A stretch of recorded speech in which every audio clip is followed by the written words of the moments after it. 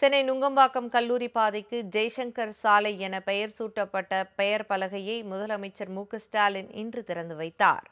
தமிழ் சினிமாவின் James bond என்று அழைக்கப்பட்ட நடிகர் ஜெய்சங்கர் வசித்து வந்த நுங்கம்பாக்கம் கல்லூரி பாதைக்கு அவருடைய பெயரை சூட்ட வேண்டும் என அரசுக்கு குடும்பத்தினர் கோரிக்கை வைத்திருந்தனர். இதை ஏற்று கல்லூரி பாதைக்கு ஜெய்சங்கர் பெயரை சூட்டுவதற்கான தீர்மானம் மாநகராட்சி கூட்டத்தில் நிறைவேற்றப்பட்டது. இந்நிலையில் சென்னை தலைமை செயலகத்தில் இன்று நடைபெற்ற நிகழ்ச்சியில் நுங்கம்பாக்கம் கல்லூரி பாதைக்கு ஜெய்சங்கர் சாலை என பெயர் சூட்டுவதற்கான பெயர் பலகையை முதலமைச்சர் மு.க.ஸ்டாலின் திறந்து வைத்தார். நிகழ்ச்சியில் பங்கேற்ற ஜெய்சங்கரின் குடும்பத்தினர் முதலமைச்சருக்கு நெஞ்சார்ந்த நன்றியை தெரிவித்துக் கொண்டனர்.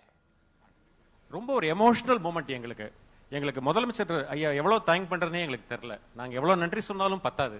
அண்ட் யார் யாருக்கு என்ன செய்யணுமோ, யார் யாருக்கு என்னென்ன அவங்க டிசர்விங் அப்படின்னுவாங்க, அந்த டிசர்விங்க்கு எல்லாம் அவர் அழகா பண்ணி கொடுத்துட்டு இருக்காரு. நான் வந்து எங்களுக்கெல்லாம் பேச முடியலனால அவ்வளவு எமோஷனல் நாங்க இருக்கோம். அப்பா பேர்ல இது கிடைச்சது.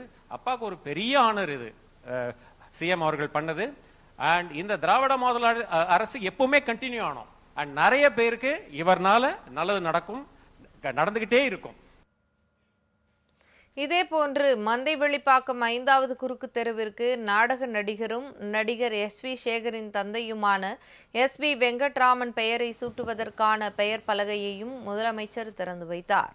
நிகழ்ச்சியில் எஸ்.பி. சேகரின் குடும்பத்தினர் பங்கேற்றனர்.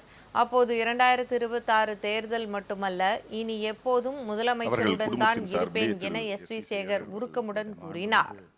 மாண்புமிகு தமிழக முதல்வருக்கு இதை வாழ்நாள் முழுக்க நாங்கள் மறக்கவே மாட்டோம். என்றைக்குமே ஒரு விஷயம் என்னென்னா, நமக்கு யார் நல்லது செய்கிறாங்களோ அவர்களுக்கு கடைசி வரை நாம் நல்லது செய்து கொண்டே இருக்க வேண்டும். இதுதான் திருவள்ளூர்லேருந்து ஔவையார்லேருந்து எல்லாரும் சொன்ன ஒரு விஷயம். அப்படிப்பட்ட பார்த்து ஒவ்வொரு ஏழை மக்களுக்கும் அடித்தட்டு மக்களுக்கும் செய்து கொண்டே இருக்கும் வரை என்னாலும் நீங்கள் தான் தமிழ்நாட்டின் முதல்வராக இருப்பீர்கள். உங்களை விட வயசில் ஒரு 2 வயசு பெரியவங்க முறையில் என் குடும்பத்தினுடைய முழு ஆசீர்வாதத்தையும் நான் உங்களுக்கு அளிக்கின்றேன். எங்களுடைய ஒத்துழைப்பு கண்டிப்பாக உண்டு. நீங்கள் அன்றைக்கே ஒரு ஆணை ஏற்றிருக்கீங்க, 2026 நான் உங்களுடன் இருப்பேன். அதுக்கு பிறகும் உங்களோட தான் நான் இருப்பேன் என்றைக்குமே.